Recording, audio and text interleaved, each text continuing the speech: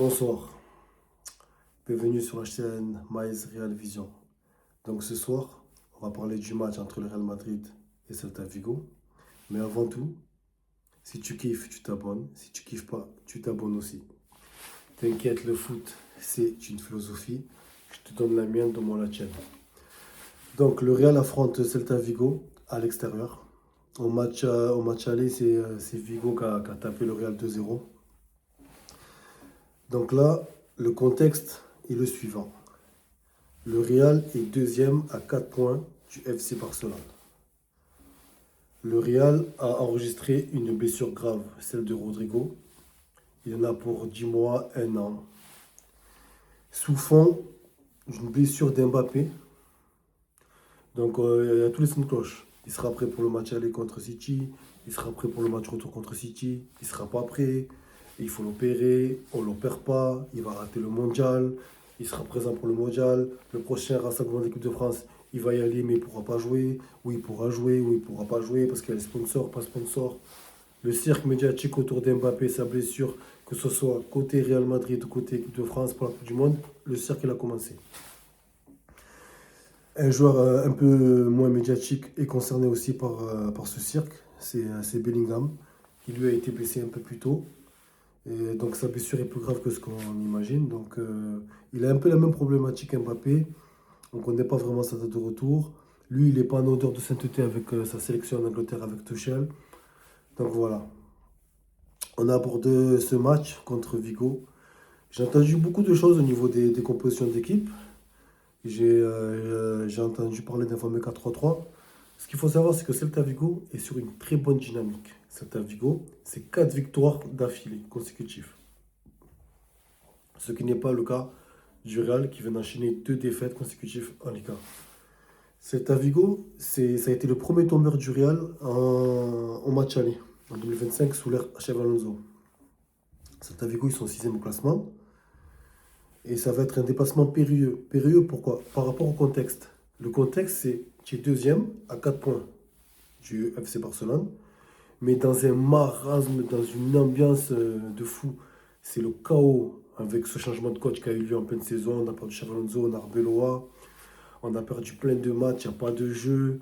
On est passé d'un 4-3 à un 4-4-2. Le 4-4-2 fonctionne mieux, mais au final, ils ont perdu quand même 2 matchs en championnat. Là, tu enregistres des blessures, ça devient compliqué. Donc, au niveau de la formation, moi, je préconise tout de même de rester en 4-4-2, toujours avec la même formule, Vinicius, Gonzalo. Sur ce match, j'espère que Gonzalo, entre guillemets, va se réveiller, mais j'espère que ses partenaires, ils vont commencer à comprendre comment jouer avec un attaquant pivot. C'est pas la même chose de jouer avec un attaquant pivot que de jouer avec un attaquant de profondeur. C'est 2 choses différentes. Alors, au niveau des milieux de terrain, j'ai entendu parler de 2 milieux de la Castilla, Sestero et Pitarch. Franchement, moi j'ai bien envie de les voir ensemble. C'est peut-être risqué, mais quand tu vois le niveau de Camavinga, Ceballos qui est blessé, là en soi il n'y a que Tchouaméni et Valverde, bon Tcharda aussi. Mais moi, pour une année, pourquoi pas lancer 2 jeunes en même temps? C'est peut-être risqué, peut-être qu'il faut en mettre qu'un. Là, on a vu Thiago Pitarch à son avantage. Mais rappelez-vous, pour ceux qui savent, Arbeloa, quand il a été intronisé entraîneur du Real, il avait annoncé que Sestero, c'est le meilleur 6 d'Espagne. Et moi, par curiosité, j'ai bien envie de le voir. Donc, moi, je veux un 4-4-2. Bon, souvent, je vais répéter les mêmes choses dans les débriefs, mais le Real est trop faible pour jouer en 4-3-3. Déjà, en 4-3, t'as pas Mbappé, t'as pas Rodrigo. Ça veut dire que dans ton 4-3, tu vas mettre, donc à gauche, Vinicius, Gonzalo en 9, et à droite, tu vas mettre Ibrahim ou Mastanteno, ça va rien donner. Ils n'ont pas, d'ailier droit de niveau international. Tu vas avoir un ailier droit faible, mais tu vas avoir un milieu de terrain faible. Ça sert à rien. Reste en 4-4-2. Donc, je ne sais pas si c'est confirmé que Kamavinga a toujours mal aux dents ou pas. Mais si c'est le cas, ben, tant mieux. Parce que moi, Kamavinga, comme je vous l'ai dit dans les vidéos précédentes, c'est un joueur que j'avais beaucoup d'affection pour lui. Parce qu'il avait un potentiel. Pour ceux qui savent, Ça le comparait à Edgar Davids, à Zidorf, mais en fait, pas du tout. Au niveau de ses appuis, c'est pas ça. Il perd tout le temps les balles dans des zones dangereuses, donc tu peux pas. Tu peux pas. Ensuite, au niveau des jeunes que j'ai cités, là, Sestero et Pitarch, moi j'aimerais bien les voir, parce que déjà, au niveau de Pitarch, il avait fait le job face à Retafe. Il a été sorti parce que c'était plus facile de sortir lui que de sortir un ancien. Il avait fait le taf. Il a fait ce qu'on demande des milieux de terrain. Actif, proactif. Il récupère le ballon, il se déplace dans le jeu son ballon, il était là. Il aurait pu avoir un but grâce à une récupération de sa part, mais Vinicius, il n'a pas pu marquer. Voilà. Au niveau de la défense, pareil, c'est l'hécatombe, tout le monde est blessé. Donc, sans surprise, je pense qu'il y aura Rudiger. Donc, ça sera ou Rudiger Echen, parce qu'à la base, il est blessé. Asensio, il est blessé. Militao, il est blessé. Voilà. Donc, sûrement que ça sera Rudiger Echen. À droite, moi, je veux revoir Trent. Carvajal, désolé, c'est bon. C'est bon. Ah, ben, il s'est mangé une blessure à un certain âge. Il est revenu de la blessure, il se reblesse derrière. Et quand il joue, il n'y a pas le niveau, tu sens pas. Donc, latéral gauche, Carreras, si je dis pas de bêtises, à moins qu'il soit suspendu. Mendy, il est dans le groupe, il joue pas, je sais pas. Donc, il faut voir un peu ce qu'on fait de Mendy.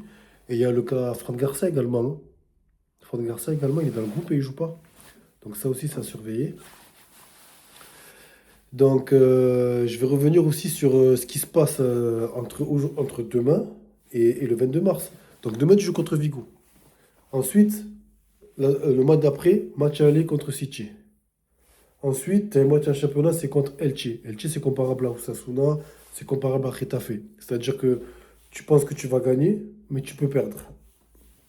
Match retour contre City. Et après le 22 mars, tu as le match retour en Liga contre l'Atlético Madrid. Donc, si tu perds contre Celta, si tu ne te qualifies pas dans la double confrontation contre City pour Ligue des Champions, si tu fais une prestation pittoresque contre Elche, contre l'Atlético Madrid, ça va être chaud. Tu risques de perdre. En plus, ouais, ça va être Santiago Bernabéu. Ta saison, elle peut se terminer le 22 mars. Après, actuellement, on peut considérer que le Real est dos au mur dans tous les sens du terme. C'est-à-dire, actuellement, à moins d'un miracle, si tu gagnes Vigo, si tu te qualifies pour les quarts de finale de Ligue des Champions, si dans la foulée tu bats Elche, tu bats l'Atlético, on serait en position, comment je pourrais dire, psychologiquement on serait bien. On pourrait dire que la saison n'est pas encore blanche, on pourrait dire que la saison n'est pas encore morte. Tu serais encore sur les talons de FC Barcelone, parce que peut-être qu'ils vont faire un faux pas, malgré qu'ils ont une bonne dynamique. Il suffit qu'ils perdent un match, qu'ils fassent un match nul, toi tu gagnes derrière, tu grappilles des points. Tu vois? Donc, moi, comment je pourrais dire? Lorsque le Real est dos au mur, parce que la défaite contre Osasuna, tu ne la vois pas venir. La défaite contre Retafe, même celle-là, tu ne la vois pas venir. Mais la défaite contre Celta Vigo, tu la vois venir. Donc c'est là que peut-être le Real, ils vont gagner. Dans la double confrontation contre City, tu vois l'élimination. Tu vois l'élimination. Est-ce que le Real, la magie de la Ligue des Champions, va faire qu'ils vont réussir à passer les huitièmes? On va voir. On va être attentif à cette double confrontation. Elche, c'est le match piège de tout ce calendrier. Et ensuite, tu as l'Atlético Madrid. Malgré qu'ils ont perdu 3-0 contre le Barça, ils sont quand même qualifiés pour la finale de la Coupe du Roi. Et Madrid-Atlético Madrid, c'est le derby, c'est costaud, c'est le duel, c'est compliqué. Donc voilà, on va suivre le match de demain attentivement. Donc, si tu kiffes, tu t'abonnes. Si tu kiffes pas, tu t'abonnes aussi. T'inquiète, on a le droit de pas être d'accord. Allez.